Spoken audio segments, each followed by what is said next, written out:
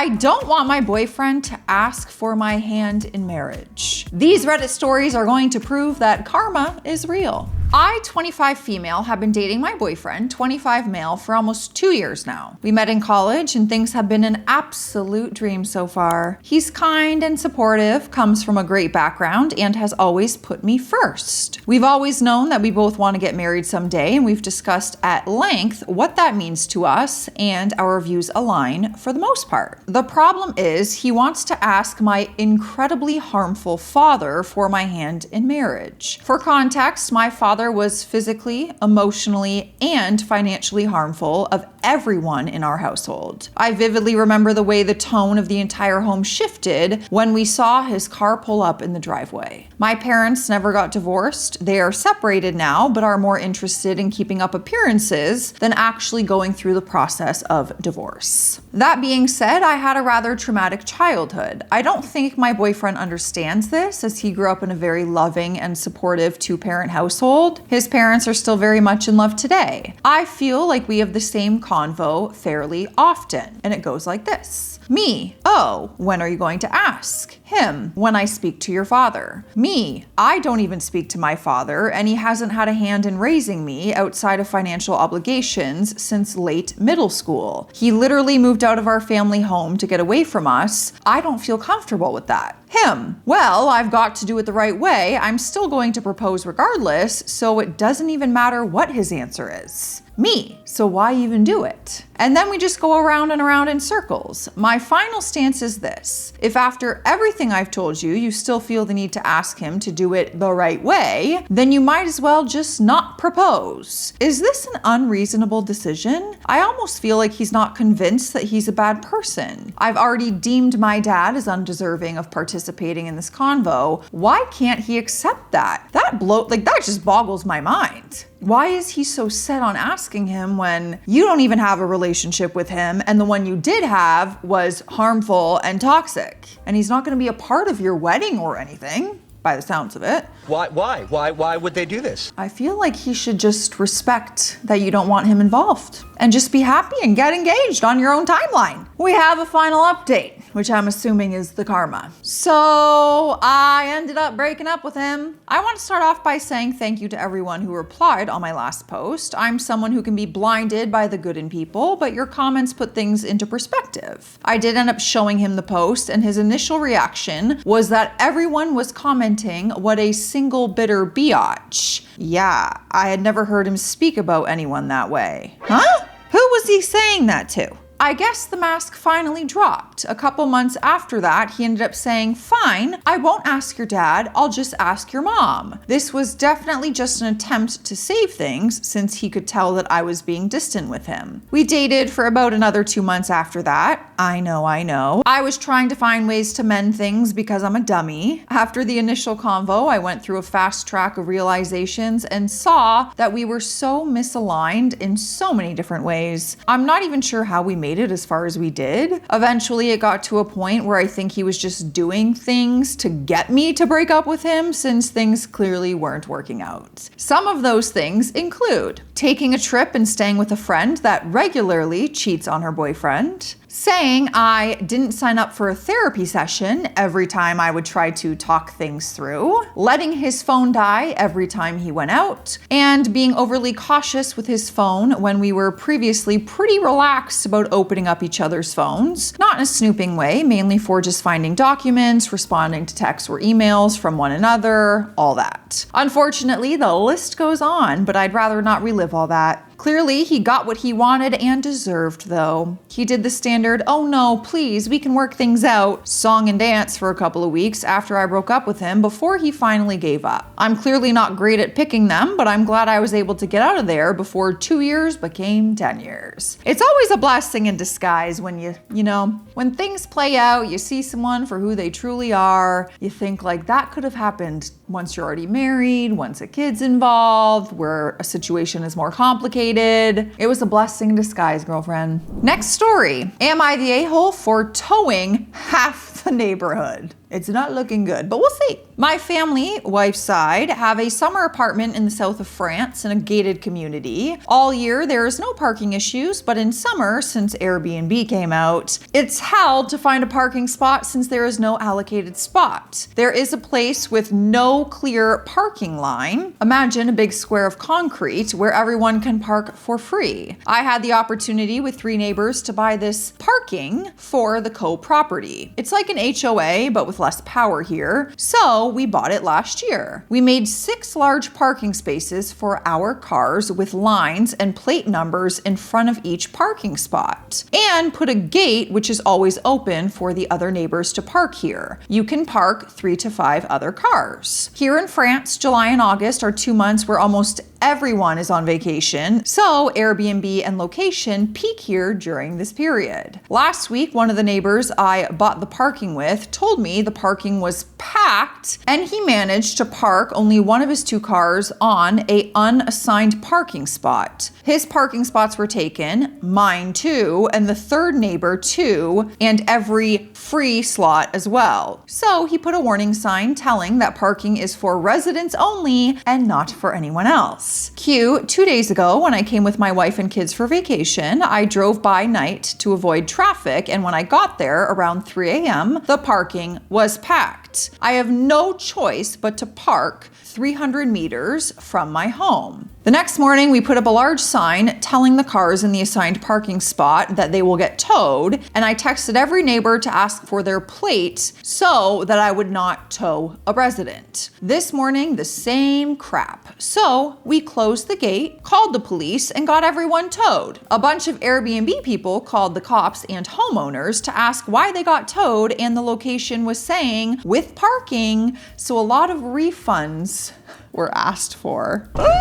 My phone was ringing nonstop today. Some homeowners tell me they're gonna sue for the refund they got. Some Airbnb tenants told me they will sue for the towing cost. We have everything documented. Lots of Airbnb homeowners tell us that we are the a-holes here because we didn't tell them ahead of time, but we do put a lot of signs on the parking lot since last year when we bought it. They just didn't come to see it, and they approved the selling of this parking lot to us. So yeah, are we the a-hole here for towing everyone here? That's so interesting. Oh my gosh, because all these Airbnb guests are just going and they're like, we paid and it said a parking spot. But you would see the signs, and wouldn't you like text the Airbnb host and say, hey, where I've been parking, there's a sign saying I can't park here. Like, am I allowed to park here? We have an update. We've got people towed in our reserved parking spots. Again, we've got people towed for parking in front of the gate so nobody could leave the parking spots as well. We've got people putting signs on our reserved parking spots with their plate numbers so they don't get towed. The management guy calling us asked if we added new license plates to be sure to not tow our cars. I have never encountered this level of entitlement from random people before. We caught one of the Airbnb tenants red-handed as he was parking in our assigned spot, and he showed us an email from one of our ranter neighbors who straight up told him to put a sign there and park anyways. Oh my God, like you paid for the spot. Do you know how mad I'd be if I had to purchase that parking spot and then y'all are just doing that? Right to jail, right away. So as of today, we are closing the gate and putting 2 new warning signs telling people to get off our property. No more friendly neighbors. On the bright side, we were by the pool after lunch and chatted with a UK family who got towed yesterday, and they told us that Airbnb was already processing a partial refund for the week and a 100% refund for the towing. So they were kind of happy with the outcome. I told them they can park in my second space as my wife will leave our second parking spot today. We took a lot of pictures and got in touch with one of the neighbor's lawyers who bought the space with us because we got a lot of phone calls from Airbnb renters and police and city officials about the issue today. Renters gave our info, and I don't even know if that's legal. Lots of new people came today to start their vacation week. I hope they get the hint of the many signs we put out and don't come into our parking spots. I mean, look at how that worked out for that one couple. A little kindness goes a long way. The Airbnb told them they could park there. They were like, no, I can't. They got a refund. And you're like, hey, park in our spot for the rest of their time here. Look at that. That was some good karma. Well, bad karma, but I mean that little note about the UK people. Next story, entitled Boss Fires My Cousin to replace him with AI, but now demands he come back so they can blame him for AI's mistakes. From June last year, 2025, to March this year, 2026, I, female 31, had a cousin, David, male 33, staying at my home here in CA as he moved here after receiving a job offer. He had my house as his address and had me as his emergency contact. Long story short, David's company had a change in management in December of 2025. David, along with a number of people in his department, were fired back in February as new management replaced his team with AI. He moved back to the Northeast in March and now has a job in New York City. A few weeks ago, I got letters addressed to David from the company he used to work for here in the Bay Area. I told David about it and he told me to just ignore it. However, a couple days later, I received a call from David's old manager, who I will call Ryan, demanding to speak with him. Ryan said he urgently needed to speak with David, and I told him that David moved back to New Jersey. This pissed off Ryan as he's trying to get in contact with David, demanding that he return to work 4 months after he fired David and his dame. Imagine that. The audacity. Ryan then asked what I did for a living. Not sure why he asked, but I frankly told him I'm a tattoo artist, and Ryan told me to tell David to get in touch with him. I then called David, telling him that Ryan called me wanting to speak with him, and apparently he knew this already, as Ryan has called him a few times, as well as sending him emails, hence why Ryan was trying to call me, because he stopped picking up Ryan's calls. Basically, from what David understands, the company he worked for was sold to PE, private equity, and new management decided to let a significant number of their staff go to replace them with AI, relying on AI to conduct interviews, write reports, give management legal advice, and conduct sale pitches to clients. That's insane. This world scares me. Long story short, a couple of their clients are now suing them due to the AI written reports submitted to them having false information, which then caused the clients problems as well. David also told me how the company tried to pass off AI as actual employees to speak with shareholders and clients, but that didn't go down too well. Case in point, the month before David was fired, he talked about how some clients flew in all the way from France to San Francisco in large part because they wanted to meet and speak in person with the analyst who wrote up a report or something like that, only for David's manager to bring the clients into conference room where David's manager sat the French clients in front of a TV monitor showing an interactive AI man who was the analyst that the clients can talk to. David's manager apparently let the French clients believe that the reports they received were written by a real employee, with David's manager then trying to argue to clients that an AI employee is still considered a real employee. David believes that his former employer is trying to bring back employees, not to just get them to fix their mistakes, but also to pin the blame for management and AI's mistake on them as well. Yeah, that's insane. That's insane! And I'm happy that they're getting the karma that they deserve on this one. We do have a mini update here, so let's check it out. David and a few of his former colleagues will be suing his former employer because after they fired David, they hid the fact that they fired him to some of their clients, and they forged David's signature on legal documents and tried to pass off AI's work as David's work, knowing that if they told their clients that they fired David, they would have probably walked. They also did this with other former employees as well. This is just what I know so far, and if you don't hear another update from me soon, you may hear about it in the news sometime soon. Wow, they are getting sweet karma for that. Illegal. Can't be doing that. Am I the a-hole for telling my fiance's friends that we aren't friends and to leave me alone? That sounds miserable. Don't like that. So on December 1st, my fiance's friend, I don't know which one, hosted a holiday get-together, and I immediately did not want to go, but kept it to myself because I know how much my fiance loves her girlfriends. I do not have a problem with her girlfriends, it's their partners that piss me off. For background, each of them have tried to connect with me or befriend me over the years, and each time I have shot them down as bluntly as possible. I have my own group of friends and I don't want more. I smile and I keep everything surface level in person because I know my fiance loves to get together. On the first night we all met, we all exchanged numbers, and once they each tried to text me or call me, I blocked them. So you didn't even give them a chance because you just simply don't want new friends. Okay. They added me on Snapchat and they added me to their group chat. I again blocked all of them and I left the group chat. They added me to a group chat on Instagram, again blocked all of them and left. Twitter, X, whatever it's called, blocked. Facebook blocked. Emails blocked. Even here on Reddit, they are all blocked. They invite me to their boys' nights through my fiance, which is a stern F no every time. You seem miserable. But I'll keep reading. So at the get-together, the 8 of us, me plus the 7 partners, sat in the living room while the ladies cooked and talked. They were in their own conversations about election and football and whatever, and I was just smiling and nodding. One of them made a joke about me being quiet. I tried to laugh it off, but he kept pressing it, so I left and I hid in the bathroom until the food was ready. During the dinner, the partners kept digging into me as usual, trying to get me to open up, asking me about my work and my hobbies and my proposal story and wedding plans. I gave the same surface level answers as always, but for some reason, they weren't having it. And then everyone, except my fiance, started yelling at me for some reason, saying that I'm such a prick and what's wrong with me, and that I act like I'm better than them. So I obviously yelled back at them. The Spark Notes version is, I don't know them, and I don't want to get to know them. Leave me the F alone. I don't know any of your names. I don't care to know your names. Friends-in-law isn't a thing, and that just because our partners are friends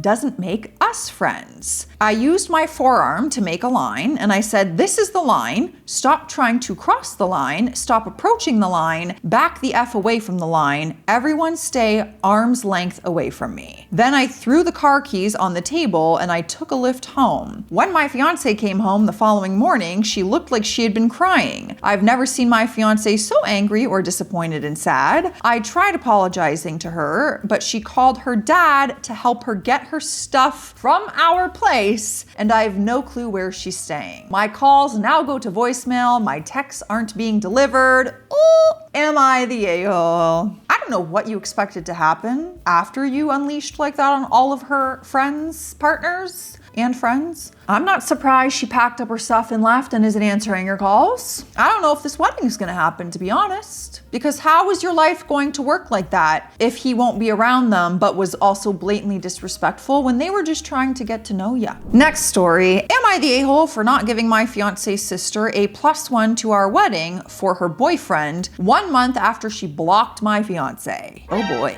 My fiance, 36 male, and I, 31 female, are planning our wedding. We've been together for many years and we recently sent out our invitations. We decided to follow a general rule for +1s. Guests only get a +1 if they are married, engaged, living together, or in a more established relationship. We are not giving casual and new partners automatic invites, mostly because of numbers, cost, and trying to keep things consistent. My fiance's sister, 35 female, has a very tense relationship with him and us. From our perspective, she struggles to have calm and constructive conversations. From her perspective, she feels like we don't understand her and that she is always being attacked. The last time my fiance and his sister were together, things ended badly. She was shouting at her young child for what felt like a long time and was saying some hurtful things. She did not take that well, asked him to leave, and then blocked him. Since then, she has not spoken to him directly. When we sent out the wedding invitations, we did not give her a +1 because she's only been with her current boyfriend for about a month. We applied the same rule to everyone else. Now she has sent their dad to ask why she didn't get a +1. This has annoyed us because my fiance is literally blocked by her, but she's still demanding a +1 through a third party instead of speaking to us herself like an adult. We feel like it is unfair for her to refuse direct communication with us, but still expect us to accommodate her new boyfriend. Or apparently she's going to bring her best friend if she and her boyfriend are not together at our wedding. We also don't want any extra drama on that day, especially given the existing tension. At the same time, I do understand that she may feel weird attending alone. So am I the a-hole for not giving her a +1 when she has only been with her boyfriend for a month and currently has my fiance blocked?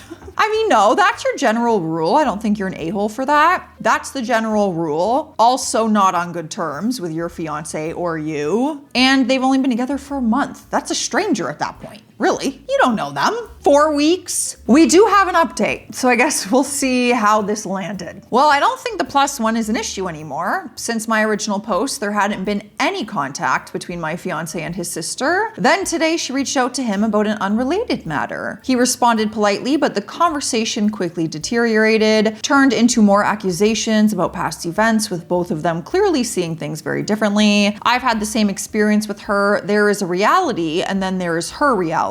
Spoiler alert, it's not the same. The reason I am bringing this up is in her messages in the past as well as today, she speaks of the different realities. It makes it very difficult to speak to her. Eventually, my fiance said that given where things stand, it would probably be better if they just left each other alone. At the end of their conversation, he said that while they were speaking, she didn't need to worry about the wedding anymore because it would just be awkward for everyone involved, and she responded, "I wasn't." Which was a little ironic considering that she previously had asked their dad why she didn't get a +1 and whether she could bring her new boyfriend or her best friend. Now she's not going to the wedding at all, which is sad when families have rifts and they aren't a part of your big days and stuff. But by the sounds of it, I think that's best for everyone and the day itself. All aboard, we are hopping on hydration station. Let me know what's in your cup. It's water in mine. Cheers. So I love that my new condo has a bunch of plugs all over the place and it's very convenient. But let me tell you, I have almost broken my toe on these. I just hit my foot on this thing walking by and I have broken a toe before and it is not fun. You stop it. Next story, fiance's mom wants a large fancy wedding with VIPs. I, female 24, am planning a wedding with my fiance, male 27. We've been in a long distance relationship for 2 years and we are planning to get married next month.